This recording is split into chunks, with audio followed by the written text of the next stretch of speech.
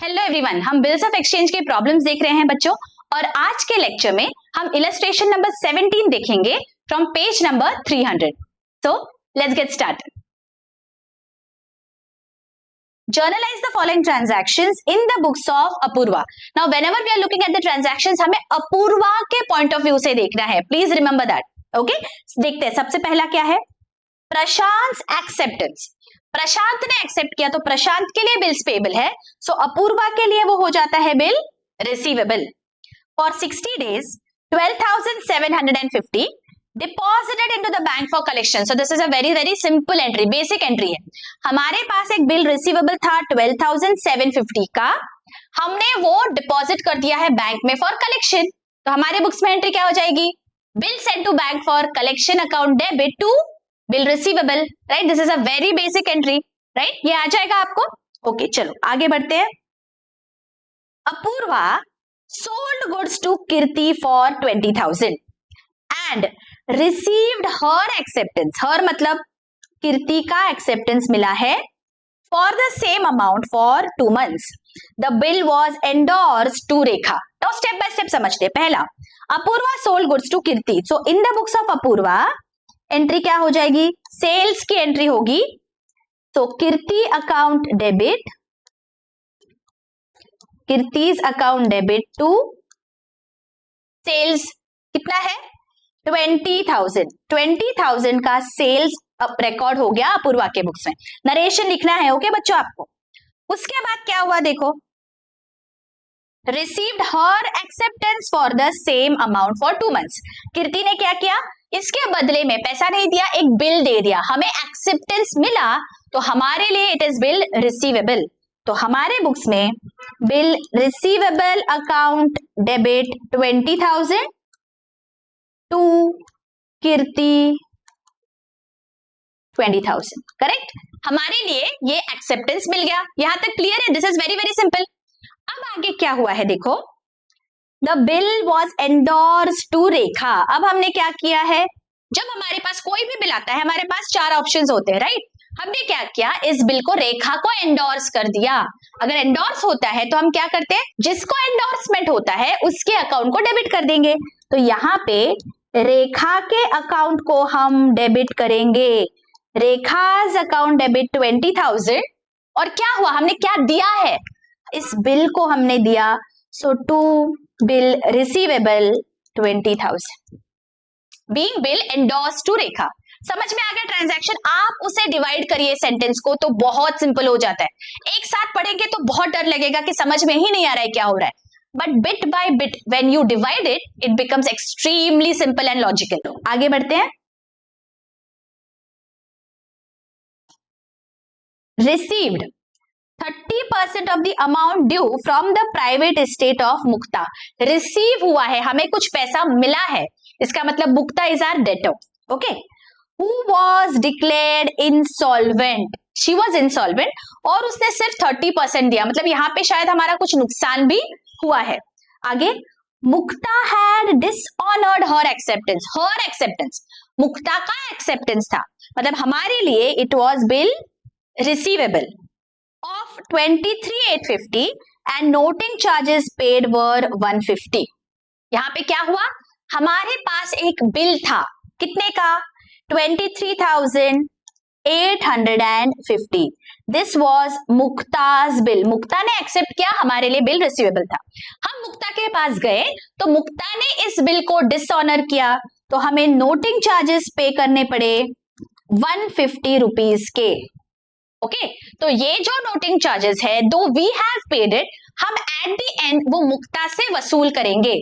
तो हमारे बुक्स में एंट्री क्या हो जाएगी? Whenever there is a dishonour, drawing का अकाउंट डेबिट होता है तो मुक्ता का अकाउंट हम डेबिट कर देंगे. Mukta's account debit. पहले तो डिसऑनर की एंट्री पास होगी to bill receivable. Bill receivable कितने का था? 23,850 और 150 रुपीज के हमने नोटिंग चार्जेस पे किए. हमारे पॉकेट से पैसा बाहर गया है. We have paid that money. So we are going to write down to cash because हमारे बिजनेस से उतना पैसा चला गया बाहर. और हम ये टोटल अमाउंट किससे वसूल करेंगे?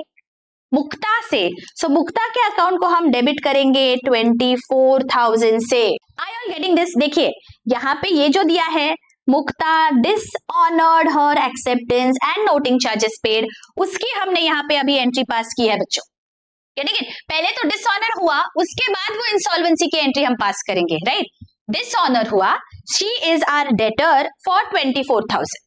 बट नाउ हमें क्या पता चला कि बाबा वो तो इंसॉल्वेंट हो गई, अब सिर्फ 30% अमाउंट ही मिलने वाली है। नाउ यहाँ पे मुक्ता को हमने डेबिट करके रखा है 24,000 से, वो हो गई है इंसॉल्वेंट, तो उसका अकाउंट तो मुझे क्लोज करना पड़ेगा, लेकिन इसके बदले में वो मुझे पैसा कितना दे रही है? 30%। That is how much? 7,200। ये पैसा मुझे मिलने वाला है। So this is the cash that I have received. मिलना चाहिए था 24, लेकिन मिला सिर्फ 7,200, तो मेरा नुकसान कितने का हुआ? यहाँ पे 16,800 का मेरा नुकसान हुआ है। अगर नुकसान है तो ये डेबिट करूंगी मैं, और मेरे डेटर अगर इंसॉल्वेंट हो जाता है तो उस नुकसान को मैं क्या बोलती हूँ? उसे मैं बोलती हूँ बैड डेट्स। तो यहाँ पे बच्चों हमारा ट्रांजैक्शन क्या हुआ? पैसा मिला तो कैश अकाउंट को हम डेबिट कर देंगे। 30% हमने कैलकुलेट किया है 7,200, 16,800 का नुकसान है तो मेरे बैड डेट्स अकाउंट में जाएगा। Bad debts account debit. Please remember, whenever your debtor is insolvent that amount is irrecoverable, तो उसे हम बैड डेट्स बुलाते हैं। और ये जो मुक्ता का अकाउंट है, अब मुझे ये क्लोज करना पड़ेगा बिकॉज शी इज इंसॉल्वेंट, तो उसका अकाउंट क्या करूं? बुक्स में रख के। सो इसलिए मुक्ता के अकाउंट को पूरे अमाउंट से क्रेडिट हो जाएगा 24,000। Is this transaction clear? समझ में आया हमने क्या किया है? बच्चों अगर आपको लेक्चर्स अच्छे लग रहे हैं, अगर एक्सप्लेनेशन अच्छे से समझ रहे हैं, do hit the like button, do subscribe and do share these lectures with your friends and colleagues. बच्चों, in a classroom setup, I can understand from your expressions that how are you finding the lectures. But in this particular setup, it is difficult for me to understand unless and until you show your appreciation by hitting the like button and by commenting in the comments below. So let the comments pour in and do share these lectures with your friends and colleagues. Thank you so much. चलो आगे बढ़ते हैं। Last क्या है देखो, अपूर्वा रीन्यूज हर acceptance. Again हर acceptance, तो अपूर्वा के लिए क्या हो गया? बिल्स पेबल, हर एक्सेप्टेंस वर्ड यूज हुआ है, ऑफ 36,000 टू अनुराधा। अगर उसने रिन्यू किया मतलब उसके पास एक बिल था जो वो नहीं दे पा रही है राइट नाउ, तो उसने अनुराधा को बोला दैट ये बिल मैं रिन्यू करती हूँ। तो जब भी रिन्यू करते हैं सबसे पहले हम ओल्ड बिल को कैंसिल करेंगे। तो पहला एंट्री हमारे बुक्स में आएगी cancellation of old bill. Old bill कितने का है देखो? 36,000। रिन्यूज हर एक्सेप्टेंस ऑफ 36, मतलब 36,000 का ओल्ड बिल था, तो पहली एंट्री होगी ओल्ड बिल कैंसिलेशन की। ओल्ड बिल कैंसिल हो गया। हमारे बुक्स में बिल्स पेबल करके लाइबिलिटी थी, नाउ वो liability is of no use because हम वो डिस्चार्ज नहीं कर रहे हैं।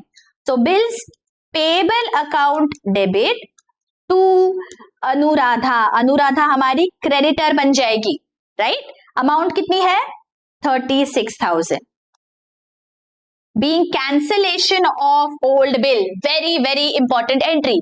यहाँ पे बच्चों बहुत बार हम भूल जाते हैं, that's the reason I keep on reminding you all, जब भी रिन्यू कर रहे हो पहले ओल्ड बिल कैंसिल कर दो। अब आगे क्या हो रहा है लेट अस सी। अब क्या हुआ है? What has she paid? By paying cheque of 6,000। Cheque दिया है हमने, हमारे बुक में से चेक गया है, हमारे लिए वो पेमेंट है, सो हम टू बैंक करेंगे। और किसे दिया? अनुराधा को। तो सेकेंड एंट्री हमारे लिए हो जाएगी अनुराधा's अकाउंट डेबिट टू बैंक। 6,000 का चेक हमारे पास से चला गया।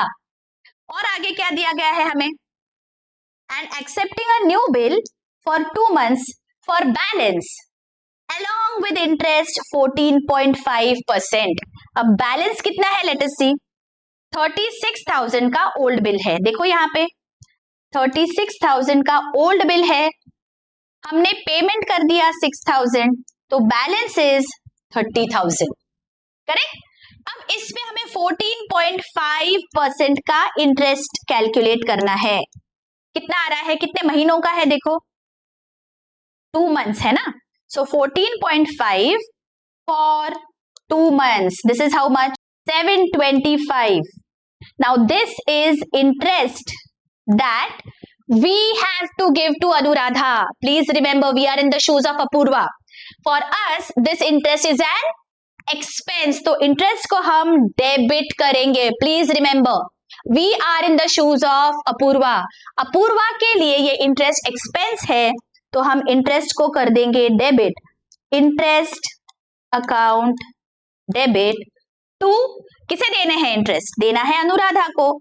सो अनुराधा के अकाउंट को क्रेडिट कर देंगे 725।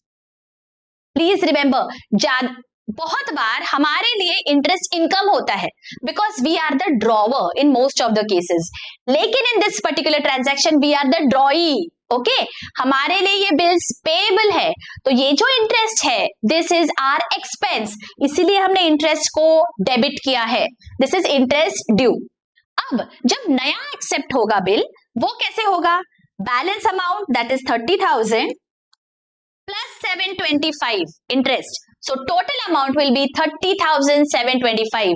ये हम बिल एक्सेप्ट करेंगे, हमारे लिए एक्सेप्टेंस है, मतलब ये बिल्स पेएबल है। सो टू बिल्स पेएबल 30,725, और ये किसे दे रहे हैं हम बिल, हम दे रहे हैं ये अनुराधा को। So Anuradha's account debit 30,725 to bills payable. समझ में आ गया ये चारों ट्रांजैक्शंस। जब भी आप रिन्यू कर रहे हो बच्चों, please remember to cancel the old bill, then आप पेमेंट की एंट्री करोगे, देन इंटरेस्ट की एंड देन बैलेंस की।